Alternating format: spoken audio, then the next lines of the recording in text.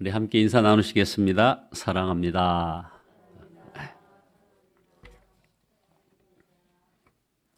네, 오늘 말씀 제목은 하나님의 뜻을 알면 길이 보인다 하는 제목입니다.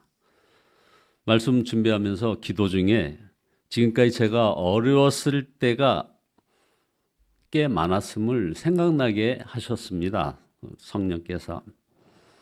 그러면서 동시에 코로나19로 어려움에 처한 우리 교회 성도들의 여러 형편과 처지가 마치 영상처럼 쫙 지나가는 것을 보여주셨습니다.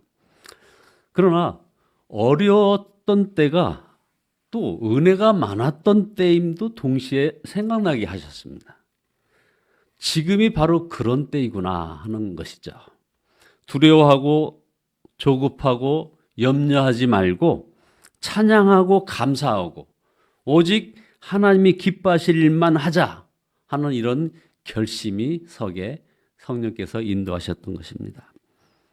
그래서 사도 바울의 고백이 생각났습니다. 빌립보서 4장 12절에 내가 비천에 처할 줄도 알고 풍부에 처할 줄도 알아 모든 일이 곧 배부름과 배고픔과 풍부와 궁핍에도 처할 줄 아는 일체의 비결을 배웠노라. 그 비결이 바로 예수님 안에 거하는 것입니다. 그래서 빌립보서 4장 13절에 내게 능력 주신 자 안에서 내가 모든 것을 할 수 있느니라. 결국 예수님 안에 거해야 하나님 뜻대로 살 수 있다는 그런 말씀이겠죠. 이렇게 때가 어려울수록 하나님의 뜻을 찾아야 합니다.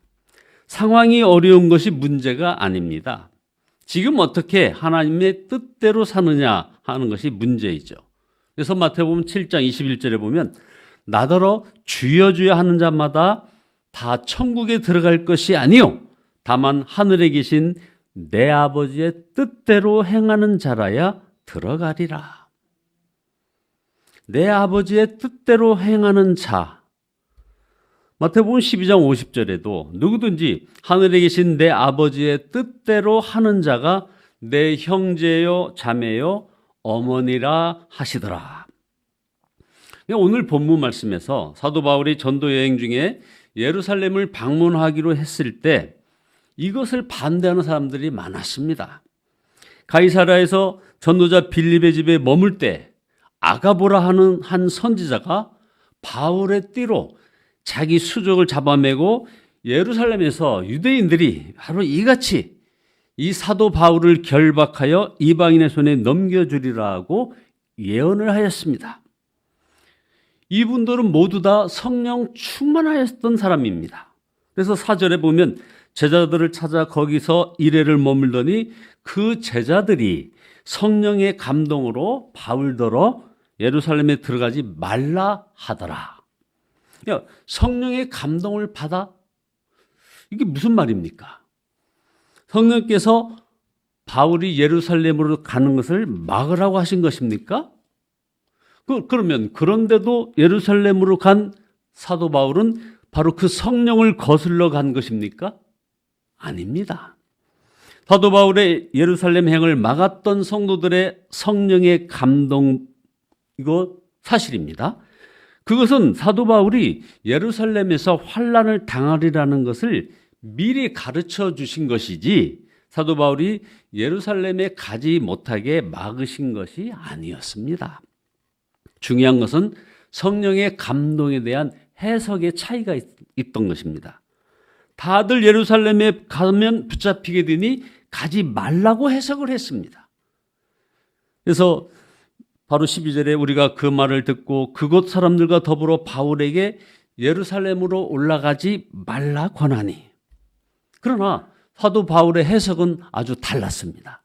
13절에 바울이 대답하여 여러분이 어찌하여 울어 내 마음을 상하게 하느냐. 나는 주 예수의 이름을 위하여 결박당할 뿐 아니라 예루살렘에서 죽을 것도 각오하였노라 하니. 환난 당할 것을 미리 알고 예루살렘으로 간다는 것입니다.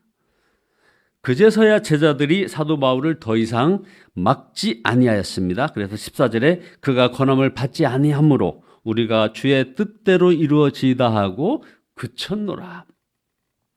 여기서 하나님의 뜻에 대하여 우리가 깨달아야 할 것이 있습니다. 성공이냐 실패냐 평안이냐 고난이냐, 이것이 기준이 되어서는 안 된다는 것이죠. 하나님의 뜻인데 실패할 수 있고 어려움을 겪을 수 있음을 인정해야 한다는 것입니다. 하나님의 뜻을 정확히 알려면 실패할지라도 순종할 결단이 있어야 한다는 것입니다. 아주 대표적인 신뢰가 바로 베드로의 사례입니다. 예수님께서 십자가 지실 것에 대하여 처음 말씀하셨을 때 제자들은 깜짝 놀랐고 베드로는 강력하게 반대했습니다. 마태복음 16장 22절에 보면 베드로가 예수를 붙들고 항변하여 이르되 주여 그리 마옵소서, 이 일이 결코 주께 미치지 아니하리이다. 이때 베드로는 자신의 판단에 대하여 조금도 갈등이 없었습니다. 자신이 잘하고 있다고 생각하였습니다. 그러나 예수님께서 그 베드로를 향하여 사탄아 내 뒤로 물러가라, 이렇게 책망을 하셨던 겁니다. 23절에 내가 하나님의 일은 생각하지 아니하고 도리어 사람의 일을 생각하는도다. 베드로는 하나님의 뜻은 언제나 성공만 있고 승리만 있고 평안한 길이라고 생각했던 것입니다. 그런 생각을 하니 예수님의 길을 가로막는 자가 된 것입니다. 우리도 성공만 바라보고 그저 평안하기만 바라면 예수님의 길을 가로막게 될 수도 있다는 것이죠. 사도 바울은 사방에서 자신이 예루살렘에 가면 환난을 당하리라는 것을 알고 있었습니다. 성령께서 그러한 일이 있으리라고 사도 바울에게 알려주셨기 때문입니다. 그러나 사도행전 20장 23절에 보면 오직 성령이 각 성에서 내게 증언하여 결박과 환난이 나를 기다린다 하시나 내가 달려갈 길과 주 예수께 받은 사명 곧 하나님의 은혜의 복음을 증언하는 일을 마치려 하면은 나의 생명조차 조금도 귀한 것으로 여기지 아니하노라. 위대한 사도 바울의 고백 아닙니까? 물론 환난을 당해야만 하나님의 뜻이라는 말은 아닙니다. 여러분, 역시 사도 바울도 베리아나 에베소에서는 사도 바울은 결박당할 위기 때에 그것을 피하여 도망을 갔습니다. 그때는 그것이 바로 성령의 인도하심이었습니다. 그러나 예루살렘에서는 결박당하는 것을 피하지 말라는 것이었습니다. 하나님께서 왜 이렇게 하셨을까요? 로마 복음화의 아주 기가 막힌 전략을 우리 하나님께서 세우셨던 것입니다. 사도 바울을 죄수의 몸으로 로마 권력의 핵심부에 들어가게 하시려는 것입니다. 사도 바울이 어떻게 로마의 황제를 만나며 로마 권력의 핵심 세력자들과 접촉할 수 있겠습니까? 황제의 재판을 받게 함으로 로마 시위대 최정예 부대의 감옥에 들어가게 하심으로 그렇게 하신 것입니다. 그래서 사도 바울에게 예루살렘에 가면 결박과 환난을 당하리라고 미리 말씀해 주신 것입니다. 자, 그러면 어떻게 하면 사도 바울처럼 하나님의 뜻을 우리도 분별할 수 있을까요? 오직 하나님의 뜻대로 순종할 결단이 있어야 하고 평소에 주님의 뜻대로 사는 삶을 살아야 하는 것입니다. 무엇이 하나님의 뜻인지 성령께서 분명히 인도하심을 우리가 믿어야 한다는 것입니다. 처음에는 잘 모르겠다가도 점점 알게 됩니다. 요한일서 2장 20절에 보면 너희는 거룩하신 자에게서 기름 부음을 받고 모든 것을 아느니라. 또 27절에는 너희는 주께 받은 바 기름 부음이 너희 안에 거하나니 아무도 너희를 가르칠 필요가 없고 오직 그의 기름 부음이 모든 것을 너희에게 가르치며 또 참되고 거짓이 없으니 너희를 가르치신 그대로 주 안에 거하라. 정말 나도 성령의 인도하심을 받을 수 있을까요? 그렇습니다. 성령 하나님이 자기 안에 거하심을 명심해야 하는 것입니다. 이제부터라도 작은 지시라도 순종하는 마음을 가지면 바로 주님의 인도하심을 즉 하나님의 뜻을 알게 되는 것입니다. 어떤 장로님이 나는 왜 예수님처럼 살 수 없는가라는 생각을 하였답니다. 그러다가 깨달은 것이 성령께서는 자신에게도 종의 마음과 사랑의 마음, 그리고 섬김, 헌신의 마음을 계속 주셨다는 것을 깨달았습니다. 주님이 주시는 마음에 즉각적으로 반응하지 못했을 뿐이라는 거였죠.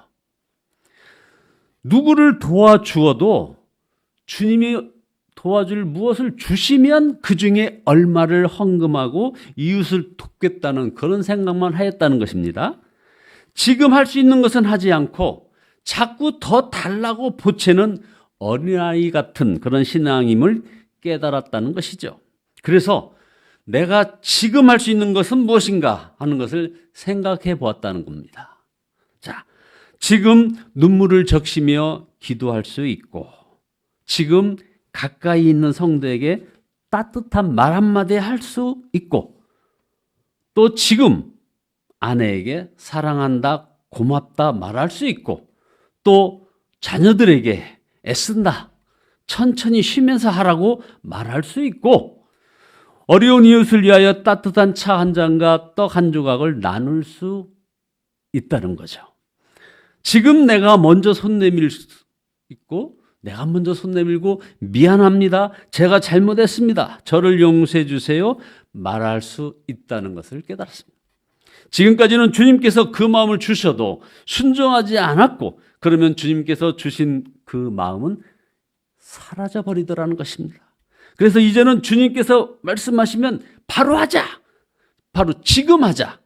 사랑하는 마음도 지금 전하고, 고맙다는 말도 지금 표현하고, 손 내미는 것도 내가 먼저 지금 하자. 이웃을 향해 입을 것, 먹을 것 나누는 것도 지금 바로 하자라고 결단을 했다는 것이죠. 우리가 하나님의 뜻을 분별하고 경험하려면 좋다 싫다 하는 판단을 십자가에 못 박아야 합니다. 사도 바울이 환난이 기다린다는 예루살렘에 갈 수 있었던 것은 좋은 길, 편한 길을 찾아다니는 마음 버렸기 때문입니다. 복음 전하는 길, 이방인을 위하여 복음 전하는 사도의 길을 가기로 작정하였습니다. 그러니 주위 사람들이 마음을 환란케 하였지만 본인에게는 길이 훤히 보이는 것입니다. 더 어려운 것은 우리가 합시다. 그래서 이게 귀한 것이죠. 집안일, 아이들 힘든 일 당연히 내가 해야지 하지 않습니까? 주의 일도 이렇게 거룩한 욕심을 가져보자 하는 것입니다. 주님 앞에 설 때 그것이 바로 축복입니다. 주여, 더 어려운 일을 제게 주소서. 성령 하나님께서 우리를 분명히 인도하시고 말씀하십니다. 하나님의 뜻을 알고 나면 길이 보입니다. 우리 모든 성도들이 하나님의 정확한 인도하심을 따라 살기를 예수 그리스도의 이름으로 축원드립니다. 기도하시겠습니다.